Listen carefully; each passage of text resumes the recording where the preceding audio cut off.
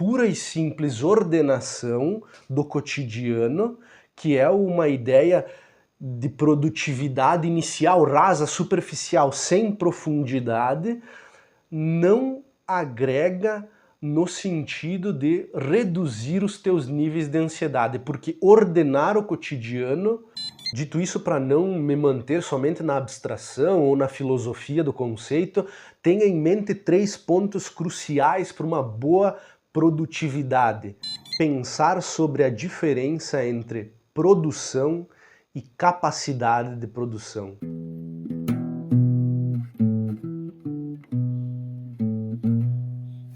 Eu acho que é importante demonstrar um conceito que eu revisito constantemente nas minhas reflexões, que é a ideia de uma natureza ordenada e uma natureza desordenada ou caótica, um ser humano objetivo e um ser humano subjetivo. E geralmente a gente tem alguma tendência ou habilidade maior a lidar com uma dessas nossas partes. Neurocientificamente falando, nós poderíamos relacionar esse conceito com o neocórtex, que cuida de funções lógicas, e o sistema límbico, que nos dá respostas extremamente rápidas, que geralmente são causadas por certas emoções, estímulos externos, mas eu não quero entrar nesse mérito. Eu quero ficar conceitualmente, filosoficamente, para compreender que às vezes ordenar demais as tuas ações durante o cotidiano podem causar ansiedade, ou seja, trocando em palavras simples, planilhar a tua vida pode ser um dos maiores motivos de ansiedade. O porquê disso é jogar fora a ideia de que a gente necessita de uma agenda, ou de anotações, ou de to-do lists, de checkboxes, de listas de tarefas cumpridas ou não cumpridas. Não, de forma alguma. A gente realmente necessita, isso tem fundo de lógica, mas o que a gente precisa observar também é que existe uma necessidade de dançar conforme a música. Para elucidar melhor isso, eu vou usar um exemplo que é parte do meu cotidiano e acredito que é um exemplo abrangente porque é parte do cotidiano de muitas pessoas hoje em dia, que é praticar academia, exercícios físicos dentro de academia, exercício de musculação ou exercício aeróbico a um treino planejado e ordenado. Então, geralmente, quando se chega ou se é iniciante na academia, vai se receber um treino que ordena, quantifica e premedita aquilo que você vai fazer no futuro. Como, por exemplo, faça X exercício, 3 séries de 12 repetições, faça Y exercício, 4 séries de 15 repetições. Aí você vai se aprofundar no conhecimento ou esbarra com alguém avançado na academia e acaba escutando a seguinte frase: o teu músculo não conta, ou americanizado, no reps. Sem repetições, sem contar repetições. Já começa a ficar confuso. Por que se no início é ordenado, por que tem que no futuro se desordenar? E continuando no mesmo exemplo, tu chega na academia e ganha uma dieta, às vezes, ou no nutricionista que você procure particularmente, e ganha uma dieta de quantas calorias você tem que consumir no dia. Às vezes o teu gasto calórico basal é calculado para você saber quantas calorias você precisa para ficar em déficit calórico ou superávit calórico, e tudo isso é bastante matemática, é planilhado. Provavelmente você vai seguir isso à risca e vai ter uma dificuldade enorme pelos teus instintos da fome, do desejo pelo doce e das coisas gostosas. E no futuro você vai se deparar com pessoas avançadas de novo na academia, ou se aprofundando a mais no conhecimento da academia, onde vão recomendar que você escute mais o teu corpo. Será que eu tô com fome hoje? Será que foi um dia que eu gastei mais calorias? Ele geralmente vai sinalizar que você coma um pouco mais. Continuando no mesmo exemplo, inicialmente na academia, você vai ser apresentado a uma quantidade de treinos semanais ou mensais, o mais comum é semanal, ou seja, 3 vezes na semana, 4 vezes na semana, e dali um pouco para frente vai se deparar com pessoas avançadas na academia, ou vai se aprofundar no conhecimento em relação à academia e vai descobrir que o mais relevante é o descanso para o teu corpo. Então você dá um intervalo de tempo de um treino para o outro satisfatório é mais importante, ou seja, de novo, escutar o corpo. Será que hoje eu tô cansado? Se hoje eu tô muito cansado, eu não vou dormir mal, não sei, tô estressado do trabalho, eu não vou. Mas se hoje eu fui treinar, amanhã eu não me sinto cansado, eu treino de novo. Se depois de amanhã eu não me sinto, eu treino de novo. E aí então mais um intervalo de tempo para o corpo se recuperar, ou seja, começa a se tornar menos ordenado, mais desordenado, mais subjetivo, mais afinado com uma certa sintonia, como um tocador de violão que inicialmente pensa o dedo 4 na casa 2 e o dedo 3 na casa 1, e futuramente ele vai tocar de acordo com a harmonia, vai sentir, e às vezes a melhor performance dele vai sair quando ele tiver realmente aberto e disposto a não ordenar.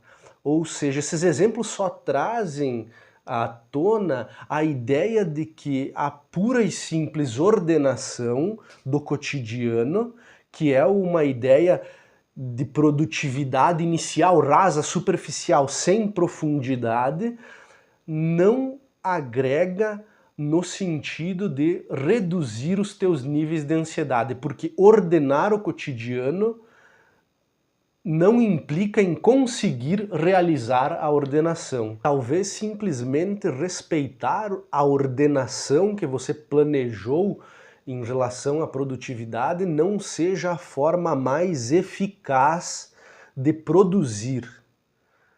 Ou seja, traz uma certa rigidez no momento do ápice, do clímax da música.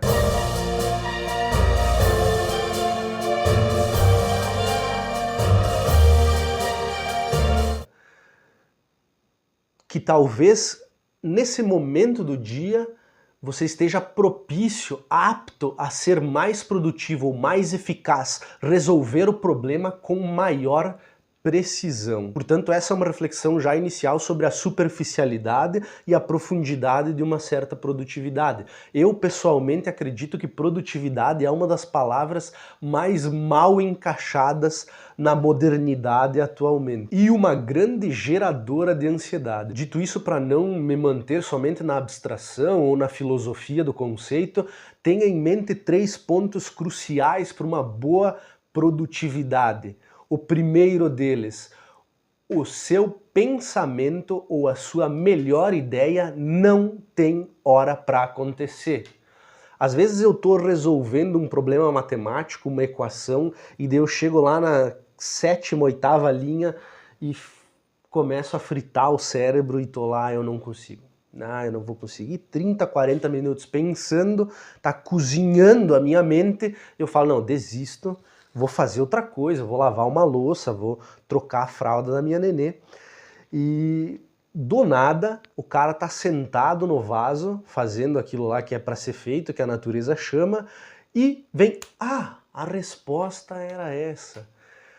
Porque o foco pressupõe uma certa divagação, onde boas ideias, soluções eficazes para certos problemas não têm hora para aparecer. Primeiro conceito. Segundo conceito, a capacidade de regredir ao passado e prever o futuro aumenta potencialmente a tua produtividade. Regredir ao passado aqui se remete ao conceito número 1. Se o teu pensamento não tem hora para acontecer, se a tua melhor ideia não tem hora para acontecer, portanto, necessariamente você deve registrá-los para que você possa, no futuro, regredir ao passado. Isso sim é uma forma de ordenação e também é uma forma de dançar conforme a música. O futuro funciona de forma parecida.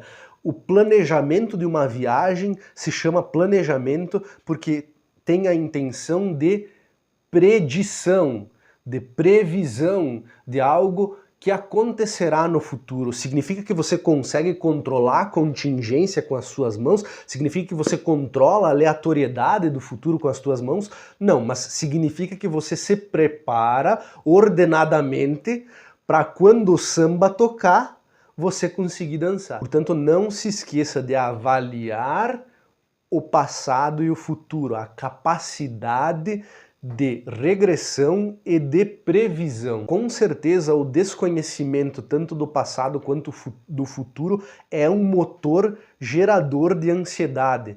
O medo daquilo que está por vir é um dos medos mais aflitantes e conflitantes com a tua alma, com o teu espírito. E o terceiro é pensar sobre a diferença entre produção e capacidade de produção. A produção, ela não pressupõe direcionamento. A produção se refere a resultado, ela é quantificável. Eu posso ir até a minha garagem agora, pegar a minha machadinha e ir ali ó, no mato ali na frente e passar o dia inteiro carpindo e derrubando árvore. No fim do dia eu derrubei 100 árvores. Mas o que vai adiantar se eu não precisava de lenha? A capacidade de produção, diferente da produção, que é o resultado, a capacidade da produção, ela pressupõe direcionamento. A capacidade de produção se refere ao processo, não ao resultado. Portanto, não importa quanta lenha eu derrube, se eu não preciso de lenha. Por isso, grandes lideranças precisam dar direcionamento à equipe. E cada membro da equipe necessita de direcionamento próprio, individual e como equipe em grupo. Produtividade é uma relação entre produção e a capacidade de produção. Mas a capacidade de produção aumenta exponencialmente a quantidade de produção.